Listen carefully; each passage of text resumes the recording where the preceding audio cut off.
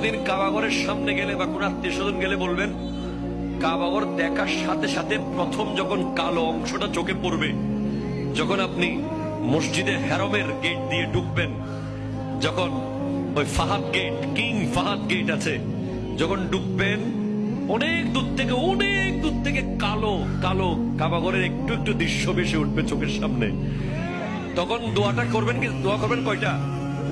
যখন কয়টা? একটা দোয়াই কবুল হবে দেখার সাথে সাথে। কাবা ঘর দেখার সাথে সাথে প্রথম যে দোয়াটা করবেন ওটা কবুল করবেন কে? এখন শিখে নেন, অনেক মানুষ জানেন না হিকমত। আপনি একটা দোয়া করবেন, একটাই শেষ, একটা সুযোগ পাবেন আপনি, কিন্তু আপনি এমন এক দোয়া করবেন যেন যতদিন ওখানে থাকেন প্রত্যেক দোয়া কবুল হয়ে যায়। এই হিকমতি দোয়াটা শিখে নেন। আপনি বলবেন, আল্লাহ আমি 10, 12, 15 যতদিন এখানে থাকবো, যতগুলো দোয়া করব সব কবুল করে নিয়েন। দোয়া করছেন কয়টা?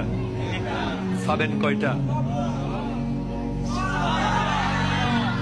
কাবা, কাবে কি রৌনক, কাবে কা মঞ্জর, আল্লাহু আকবার, আল্লাহু আকবার।